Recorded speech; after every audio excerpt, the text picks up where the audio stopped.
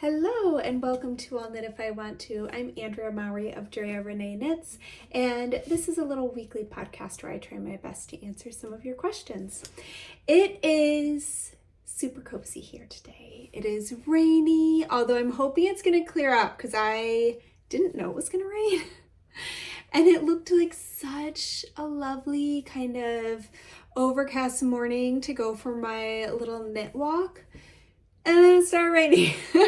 Really threw a wrench in my plans. I don't mind walking in the rain, but I can't really knit and walk in the rain. So I'm hoping it'll pause so that I can get out there with my knitting. But anyways, in the meantime, I'm bundled up in a totally me-made outfit and feeling real good about it. So I've got my DRK Everyday Cardigan, which I have not worn since it turned into summer here, and I was so excited to pull this out of my closet this morning. I was like, oh, I'm gonna put on my cardi. So I'm very cozy in that. I also made my t-shirt and my pants. So I actually had to hem my t-shirt this morning because it was a little too long. And knowing I was gonna film this, throw on lip gloss, and I took off my t-shirt and I got lip gloss on it, and I'm so annoyed. I was really excited to wear it. I'm gonna have to go probably throw it in the wash after I film this. So ignore the spot where I attempted to wash it out because I still want to show you my handmade outfit. So let me actually back this up a little so you can see. I just finished a new pair of Arthur pants. So you can see these, I actually did the elastic waist, which I hadn't done before on these pants. I've only ever done the zip with the half elastic, but I kept the pleats, which is really fun. I love the shape of the leg, which you can't really see, but I am pretty tickled with how they turned out. This is actually kind of a wearable muslin pair, while I knew I wanted to maybe tweak some things about the fit. So this was figuring that all out, but I'm pretty stoked with how they turned out.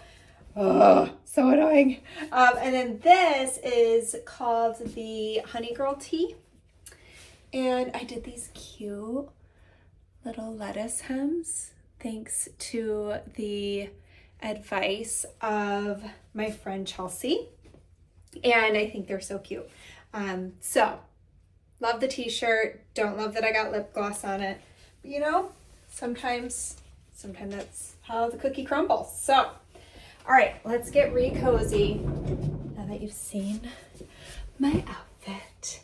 I will, of course, I'll link everything. I'll link all these patterns below. This cardigan is knit up in Mountain Meadow wool. I think it's called Mountain Tweed. Or is it called? Yeah, I think the colorway is gypsum. I think the line is Mountain Tweed. But anyways, it's a sport weight rambouillet. It's all grown and everything right near where they are in Wyoming. And it's one of my favorite yarns. It wears really well. It is one of those like, oh, I feel so happy when I got this in my hands kind of yarn while you're knitting, where you're just like, oh, I want to squish it. So I really love it. And there you go. That's my cardigan. That's what I'm wearing today. Let's jump into some questions. I'm trying to angle us. I did decide this is boring. So I don't know. My husband's helping me think of some ideas, maybe rotating my desk. The problem is, like right now, it's actually real chaotic over there. It's where you can see I've been sewing. I try really hard after I complete a project. I do like tuck everything away and retidy. Right now I have to adjust some elastic in some pants. When I sew, I don't love tight things on my stomach. I never have. I don't like that. It tends to give me a stomach ache.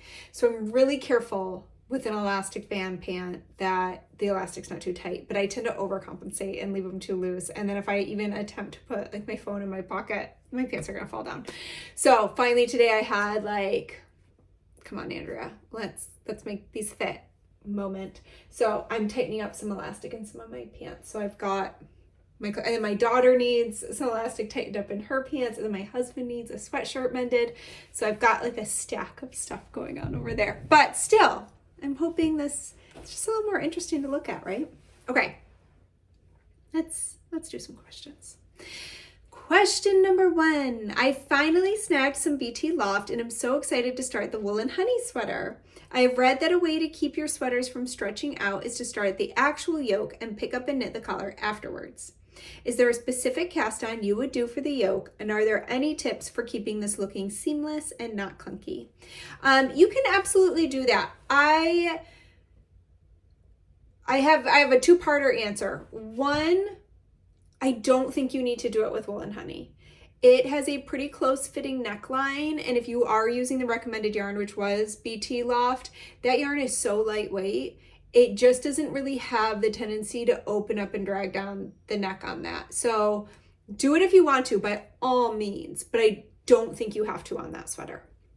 That being said, I think it is a great way to reinforce necklines, especially so that over time, especially depending on what yarn you're using or how heavy that sweater is going to end up being, that the gravity, the weight of it doesn't start to pull open that neckline more than you want it to. So I tend to, if I am not starting with the collar, I tend to start with a twisted German cast on, basically because it's like my go-to cast on for just basic. You can absolutely just do a long tail cast on. Any cast on you like is gonna probably be fine. The twisted German has some nice flexibility. It's also really defined between each stitch, so it has like nice little areas where you could easily go back and pick up stitches to knit your collar. So it's just one I love. I will link, I do have a tutorial for it, so I'll link that in here if you want to check it out, if you haven't tried it before.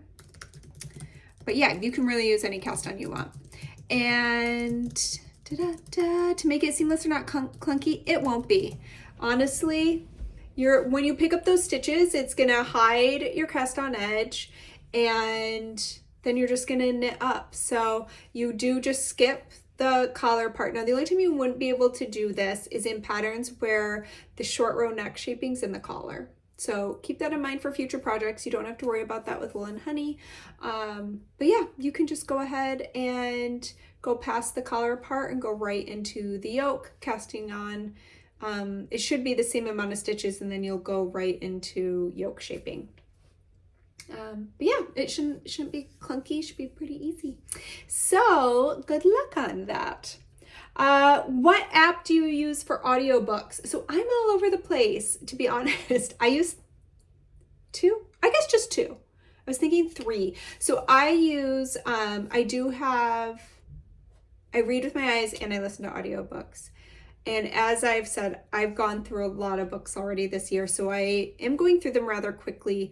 So out of fear of ever being without a book, I get them from a few different places. So one is for audiobooks, I use Hoopla to be able to download them from my library. And then I also use Audible. And what I generally do is if there's a book I'm like, oh, I just want to read this right now, I might go Audible if my library doesn't have it or if it's on hold and I have to wait. So I usually try to queue a few up for the library hold so that they're coming in, but then if they're not, then I'll hop over and use Audible.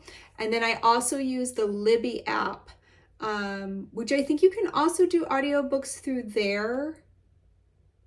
Yeah, you can. Why haven't have I done any through there? Maybe I've done some through there too. I find Hoopla to be pretty seamless for listening. I don't like using Hoopla for the e-reader though. In that case, I have like a Kindle and I just prefer to use Libby because that can go to my Kindle where Hoopla can't. Because I don't really like reading on like the light of like a phone or an iPad, where I like the paper feel Kindle experience if I'm not reading like a handheld book, like a paperback. So yeah, that's what I do. I do Libby, Hoopla, and Audible. So if there's another one I should know about, let me know. Okay, this might be a stupid question. There are no stupid questions. But can I wear my knits in the rain and snow? Will they smell? Do they take forever to dry? This will be my first fall and winter with sweaters to wear and never hear anyone talking about this. Absolutely. I find that to be the ideal time to wear my hand knit. So I say yes. If they get damp, you can just lay them out flat to dry, preferably in a room that especially when it's colder out. I don't know about you, but like where I live, the climate in the winter tends to get really dry. So things can actually dry kind of quickly, depending on, like, we have a floor vent in our laundry room that for some reason, I'm like, why is this one of the warmest rooms in the house? But I'll actually put my little, so I dry my sweaters generally on this pop-up dryer from Coco Knits. It looks like a big mesh Pringle, like pops open and it's curved like a giant Pringle. And I put my sweaters on there just for the airflow, and I'll put that on the floor of my laundry room near that vent, and that dries them up pretty quick. But yeah, I mean, it's the ideal time to wear all those knits. And it actually made me think of a story. I don't know if I've shared it here before, but hopefully I haven't, and hunker in for a quick little story. But when I was in Iceland with my husband, I feel like I kind of shared this recently. I was telling my friend or I said it here. I'm sorry, I don't remember. So if I've already shared it, oops. But I'll do it quickly. When I was in Iceland with my husband, we were doing a photo shoot. And I was wearing hand knit socks, which I wore my whole time there while we were hiking.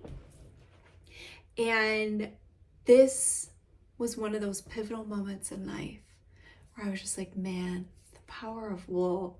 So I had on some hand knit socks. We were doing our photo shoot. We were at Glacier Lagoon and the Diamond Beach. Anyways, it looks like there's diamond. The sand is black and it looks like there's diamonds on the beach because there's huge chunks of glacier that just are like icebergs that are sitting on the beach. So anyways, we're taking photos right there for a new pattern, and the ocean's right there.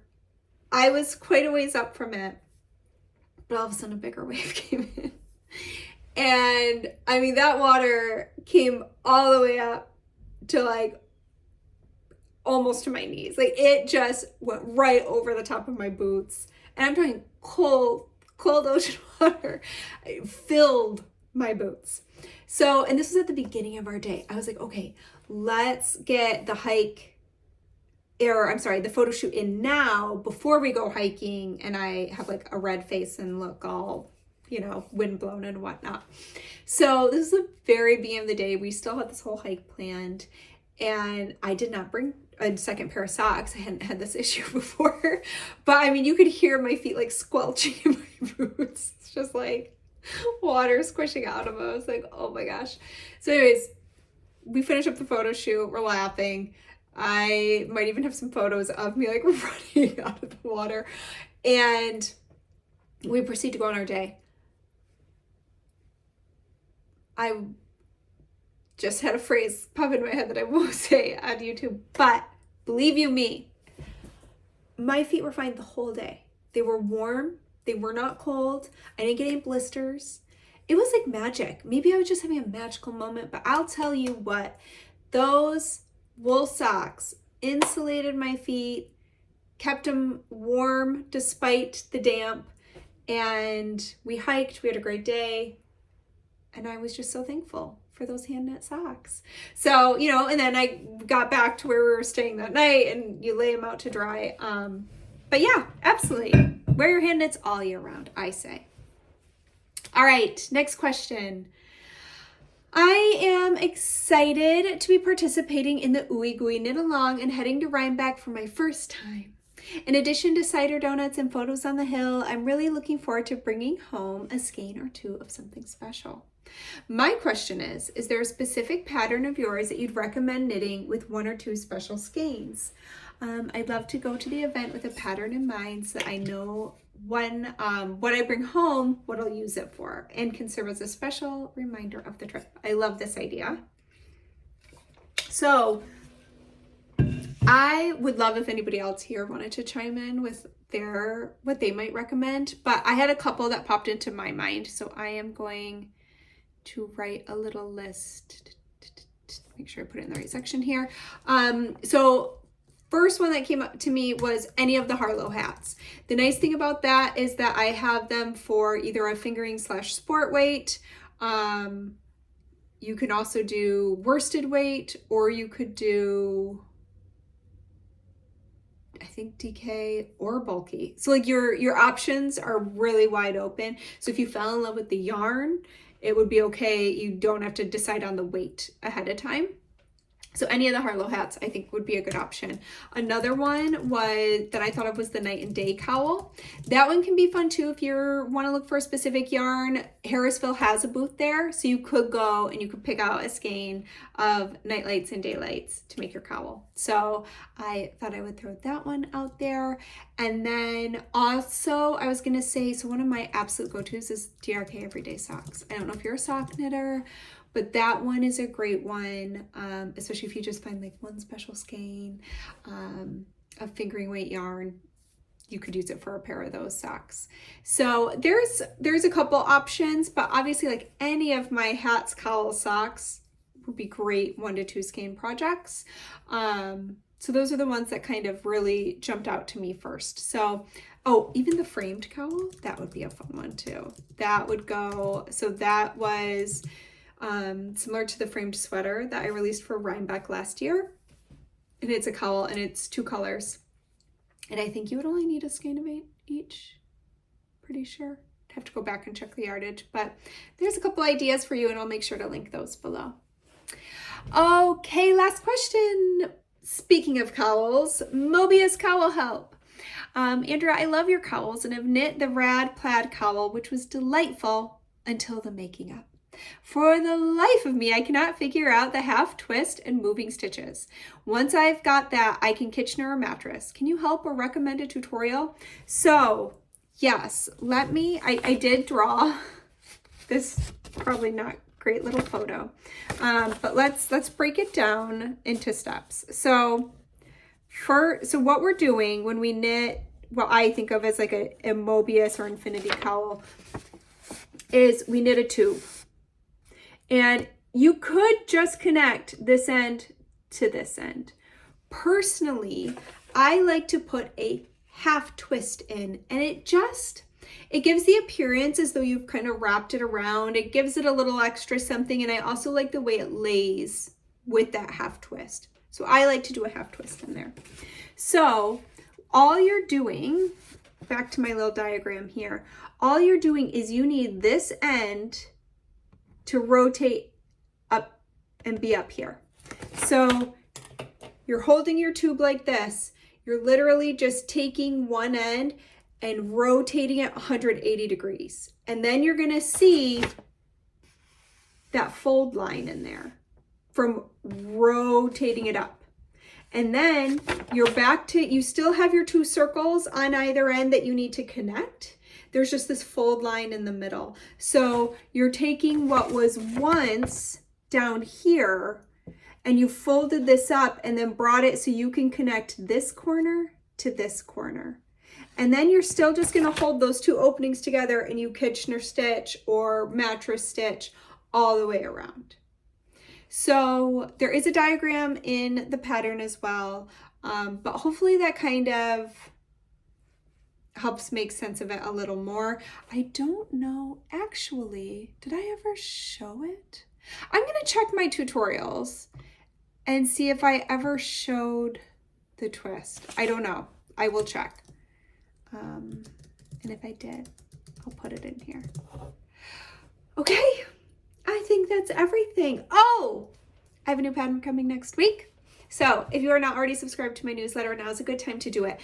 Throughout the year, the only way to have access to the sales, the introductory sales on my patterns when they're released is through my newsletter. So definitely go sign up for that if you'd like a little discount on your patterns. I also have very big news that I get to share on that same day. So that'll be on Tuesday. Can't wait to share it with you. And I hope you have a great weekend and then I get to see you back here next week. Bye.